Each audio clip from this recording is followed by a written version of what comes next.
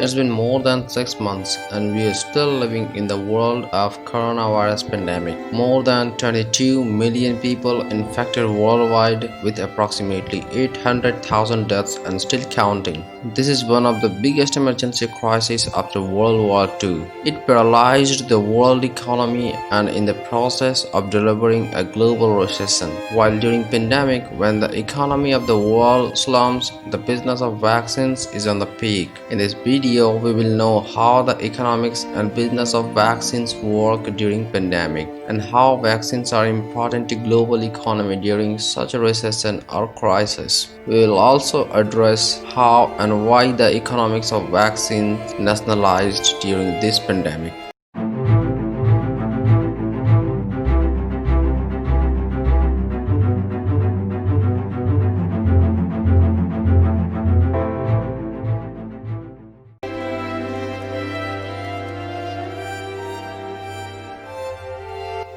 Pandemics have played a role in shaping human history throughout the ages. First, for clarity, it is worth explaining what the pandemic means. The World Health Organization defines pandemic as the worldwide spread of a new disease. Let's look upon the history of previous major pandemic like the Spanish flu, which appears to have moved from birds to humans during January 1918 to December 1920, which infected an estimated around 500 million people worldwide. This equates 1 out of 3 people on Earth. This deadly virus killed around 50 million people across the world, with approximately 700,000 people alone in the United States. The another one of the most dangerous pandemic spread it around 6 centuries back, named the Black Death. The history of pandemic would not be complete without mentioning the Black Death, also referred as the plague.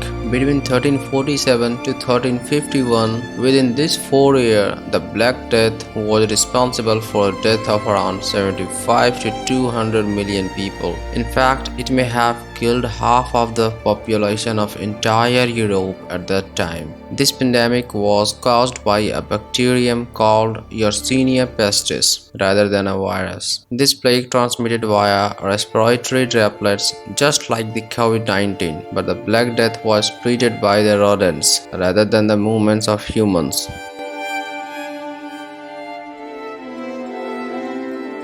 At present, we are still living in pandemic and experiencing what our ancestors experienced during that previous pandemic. According to the World Health Organization, in late December of 2019, it was informed of a pneumonia of unknown cause detected in the city of Wuhan in Hubei province in China. According to some authorities, it was spread by some patients who were operating with dealers and vendors in Hunan seafood market. On March 11, this COVID-19 declared as pandemic by World Health Organization. The whole world went into lockdown. Everything was shut down in order to stop the spread of this coronavirus, affecting the billions of lives across the world. Till now, more than 22 million people already infected with this virus and approximately 800,000 deaths worldwide. United States, Brazil and India among the worst hit nation by this virus, with millions of cases and still rising.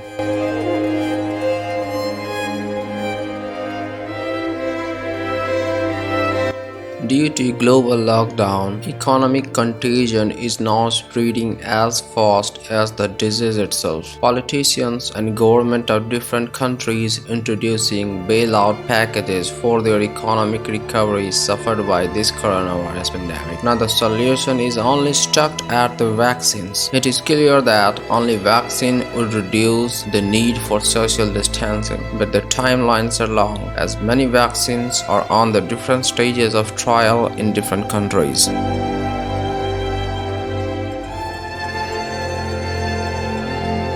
vaccines seems to be nationalized, which might not be helpful during this pandemic. As a couple of weeks ago, United States signed a $2 billion agreement with biotech and Pfizer Inc. and securing about 100 million doses of their coronavirus vaccine for its citizens. It is expected that vaccines will touch the market by the end of this year 2020. Governments of different nations setting up the incentive structure that could attract or entice the manufacturers to go all in with them. This is just like an advance purchase agreement in return for the right to buy the specific number of doses of vaccines in a particular time frame. Governments are ready to finance part of their upfront cost faced by the manufacturers, and in this way the drug makers protect their downside and government can gain the access to vaccines if the trial goes successful. It is a win-win situation for both, and many countries are adopting the same approach.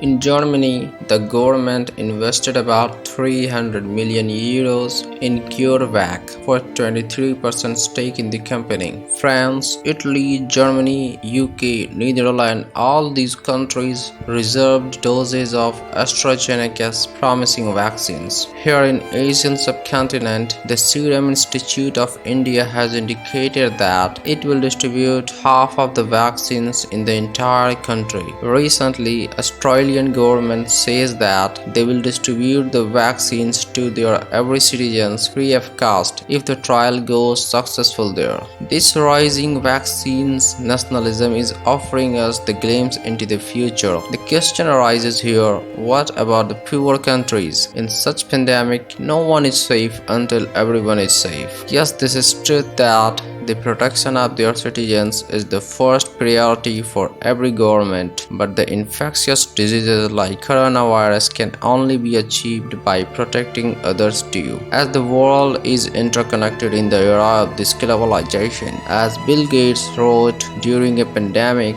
vaccines and antivirals can't simply be sold to the highest bidder. They should be available and affordable for people who are the heart of the outbreak and in the greatest need.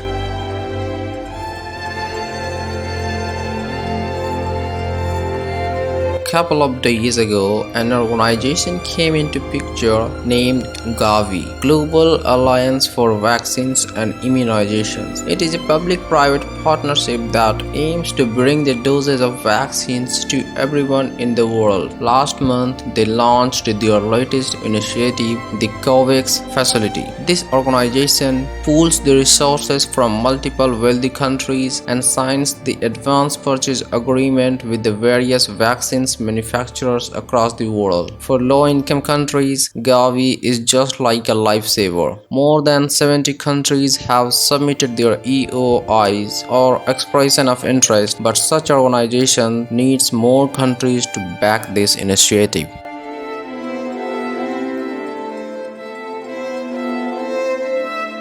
Recently, CEO of GAVI, Dr. Seth Berkley, noted that this disease cost to global GDP has been estimated by International Monetary Fund to reach about $375 billion per month. Moving the availability of vaccine forward by just 5 days will pay for the entire global effort, and we are trying to move it forward by 6 to 8 months. There is still no guarantee that any of these vaccines will work, but if we want to end this crisis and the suffering and get the global economies back online, and it is soon, then they are our best hope. That means pooling our resources to invest in as many vaccines as possible, and if successful, ensuring that we have enough doses to secure global impact. Ultimately, this is a global problem that needs a global solution.